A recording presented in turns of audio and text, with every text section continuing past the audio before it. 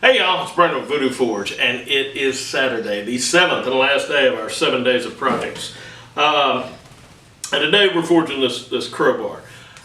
Before you start this video, I want to tell you a couple things. This is some tough material.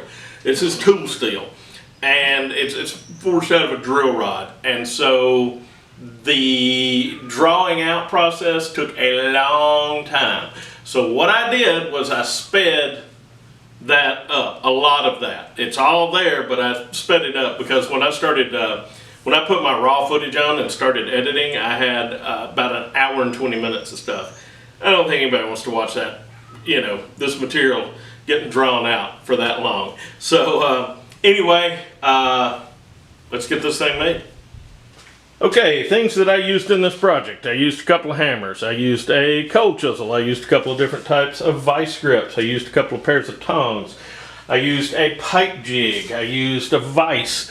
I used a power hammer. I used a oxyacetylene torch. I used a forge, an anvil. Used angle grinder. Used a bench grinder. Used a benchtop belt sander. Now you don't have to use all these things, but if you have them, they're handy. But you can do every bit of this. You can do every bit of this with a hammer, a cold chisel, a set of vice grips, a pair of tongs, forge, anvil, and hot cut, and a file. You can do everything with that. I wouldn't, but you could. The material I'm using for this project is 1¼ drill rod. This is a 25-inch piece. I'm gonna cut it here and here, but first I'm going to not anneal it, but just normalize the material so it's a little easier on my cutting tools. But this is a really good, tough steel. I've been using it for pry bars and digging bars and just any kind of weird tool that I've needed for years. You can usually run across this extremely cheap or free, depending on the circles you run in. But this ought to make one heck of a pry bar, that's for sure.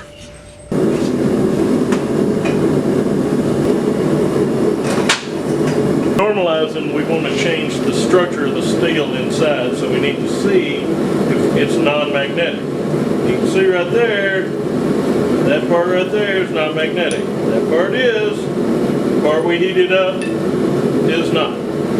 So that's good. It's normalized now. Let's get this end cut off.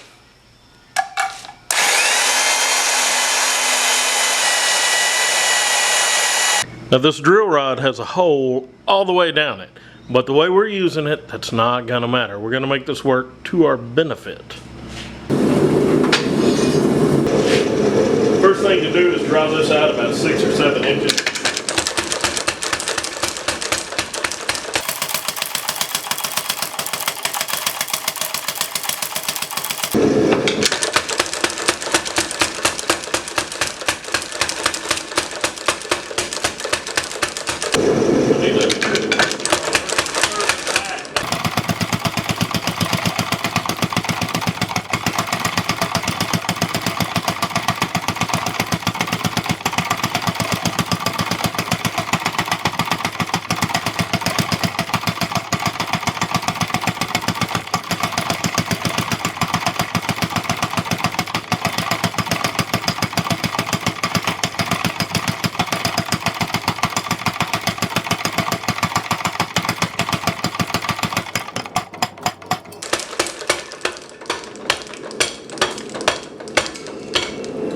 And what I'm doing now, I'm starting to work the material back here more because we need to get the entire thing drawn out. I'm not just trying to bring it to a point. As a matter of fact, I do not want to bring this to a point.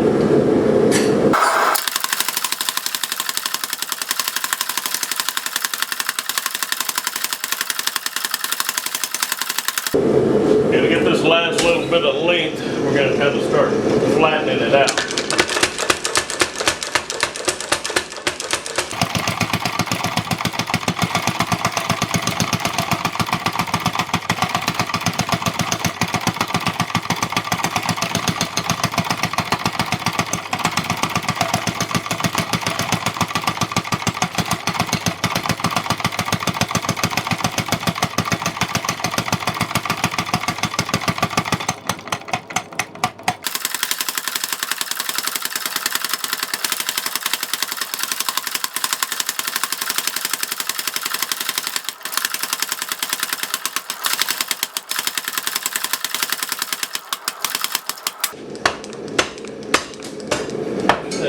that's got our links.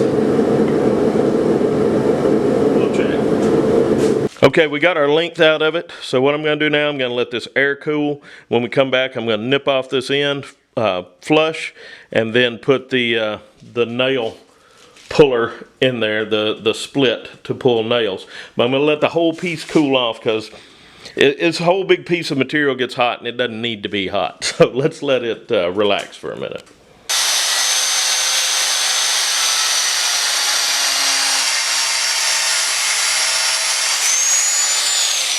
I'm just bringing this down to a single bevel chisel point.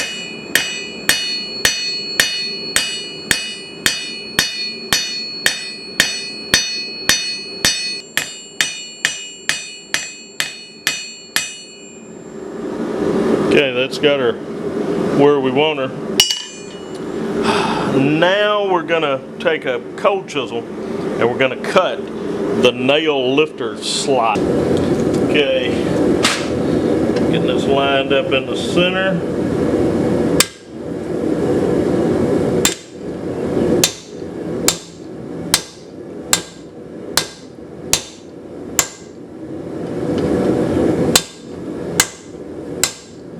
It's through. I'm just gonna clean this profile up on the fence.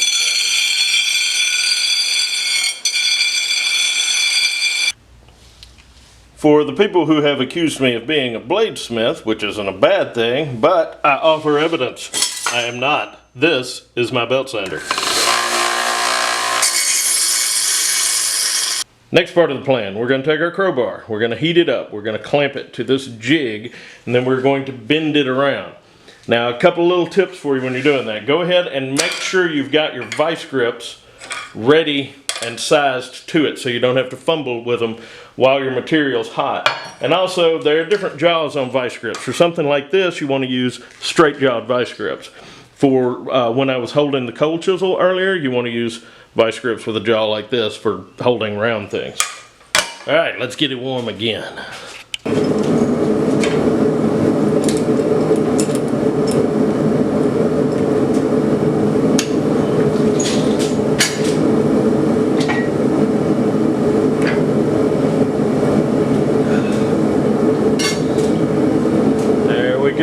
Now, note I'm wearing a glove on this hand because this is the one I was using to get the vice grips on. It's got our, that might even be a little too much of a bend. Let's work that out here in a minute. Now we've heated the other end, we're just going to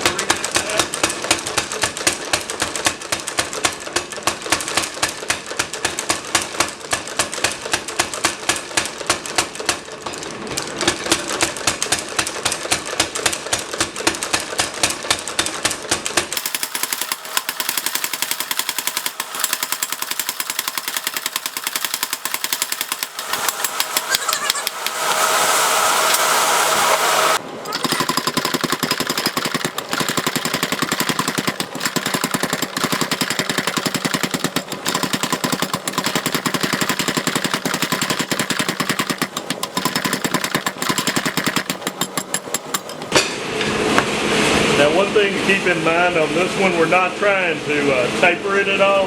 We're just trying to bring it down to a chisel point. Okay, I'm going to let that normalize and then I'll finish it off with an angle grinder. I was going to just let that tip normalize, and then I decided I wanted to put a little bit of an angle on it going in the opposite direction of our nail puller.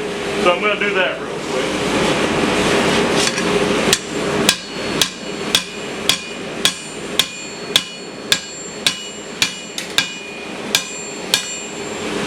That much right there should give it quite a bit of mechanical advantage when prying.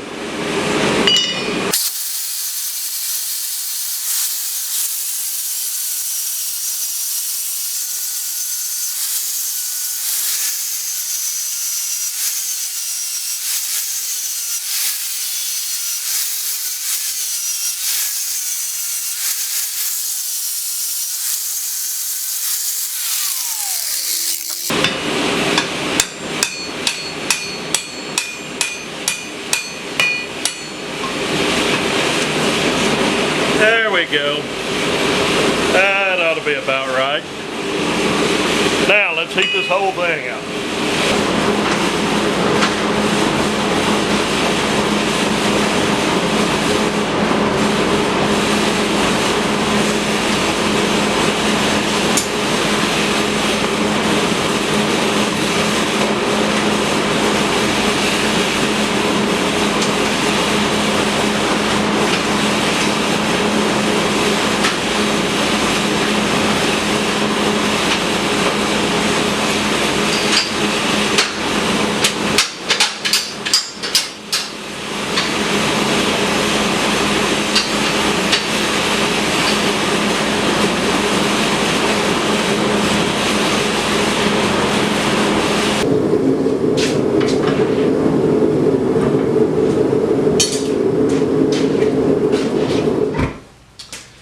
Okay, so the entire thing has been heated to non-magnetic.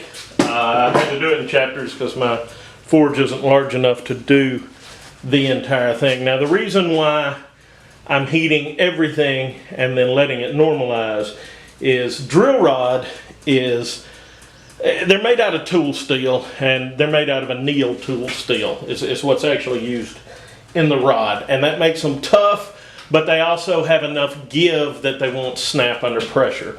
And figuring out exactly what material this drill rod is made out of, I don't have the ability to do that, by looking at the material. I know it's tool steel, but I mean, it could be O1, A2, D2, W1, H13, it could be a lot of them. And they have similar properties. And if it was a known material, I might harden and temper the tips, but I don't know exactly which material this is. So my best bet is going to be to heat it and normalize it, and that should give us the molecules, the structure of the molecules. There's a word that it's gone, it's out of my head. I can give it the best structure by normalizing, by heating to non-magnetic and letting it just slow cool. It's not fully annealed, but it's definitely not quenched. But we're going to let this cool off, and I'll clean it up and we'll give her a little test. Oh no, somebody is putting nails in this telephone pole.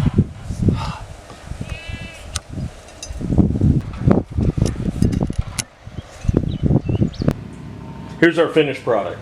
We started out with 25 inches of material. We cut the ends off. We drew it out. We're sitting right now at 21.5 inches. This thing's pretty much bomb proof. It'll definitely outlast me and probably the next guy. So unless it gets scrapped, I think this thing's going to be around for the duration. Well, all right, that's it. Now these things are, of course, useful all around the place. We use them all the time, just even to move equipment. A bar like this is handy. You can make them longer, you can make them shorter. And this is a real useful thing to do. And hopefully you learned a little bit about how to treat the steel while you're forging and after you're done forging. But anyway, it's been a fun 7 projects. Of course, there will be more blacksmith projects coming on. I probably won't do 7 in a row for a while. But if you have any questions or comments or can think of anything you'd like to see me make, please leave that below. If you like the video, hit the like button, and if you'd like to see more videos like this, please subscribe to the channel. All right, y'all behave yourselves.